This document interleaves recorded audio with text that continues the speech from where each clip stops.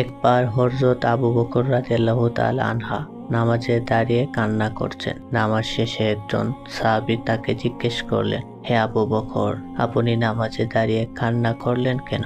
হযরত আবু বকর রাদিয়াল্লাহু তাআলা আনহা এর চোখ বেয়ে তখনও পানি ঝরছে। এই কথা শুনে তার অন্তরে যেন আবার ঢেউ উঠল। তিনি চোখের পানি ছেড়ে দিয়ে বললেন, হে ভাই, আমি কোরআনের এক আয়াত পড়ে কান্না করেছি।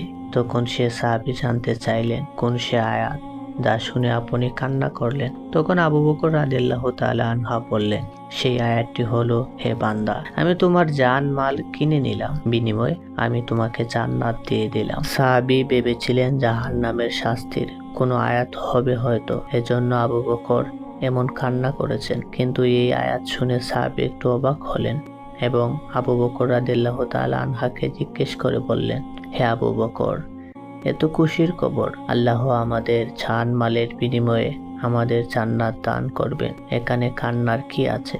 তখন হযরত আবু বকর রাদিয়াল্লাহু তাআলা আনহা সেই সাহাবীকে বললেন, হে প্রিয় ভাই আমার, আজকের আগে হলে আমিও এই আয়াত পড়ে খুশি হতাম, কিন্তু আজ এমন একটি ঘটনা ঘটেছে যার ফলে আমি কান্না করতে বাধ্য হয়েছি। তখন সেই সাহাবী জানতে চেয়ে বললেন, হে আবু বকর, আমাকেও বলুন কি এমন ঘটনা? তখন আবু বকর রাদিয়াল্লাহু তাআলা আনহা বলতে শুরু করলেন, হে ভাই, আমার একটি কাপড়ের দোকান রয়েছে। প্রতিদিনের মতো আজও আমি আমার দোকানে গেলাম, কিন্তু সকালবেলা এক মহিলা আমার দোকানে আসলেন।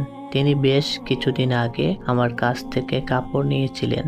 আজ এসে বললেন, আবু বকর, আপনার দোকান থেকে বহু আগে কাপড় নিয়েছিলাম, আজ ফেরত দিয়ে আমার টাকা ফেরত নিতে এলাম। আমি বললাম, আপনি তো অনেক আগে কাপড় নিয়েছিলেন, এতদিন পরে আবার ফেরত কেন?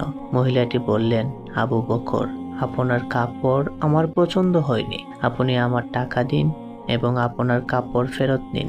এই আয়াত পড়ে আমি এই চিন্তা করে কান্না করছি, যদি হাসরের ময়দানে আল্লাহ আমাকে বলে ফেলেন, হে আবু বকর, তোমার জান মাল ফেরত নাও এবং এর বিনিময়ে যে জান্নাত দিয়েছিলাম ফেরত দাও। কেননা তোমার নামাজ, তোমার কুরবানি, তোমার রোজা, তোমার জিহাদ, তোমার জিকির আমার পছন্দ হয়নি। তাহলে তখন আমি জবাবে কি বলবো? সেদিন তো তাহলে আমার নিজের কাছে আর কিছুই থাকবে না, বড় ক্ষতি হয়ে যাবে আমার।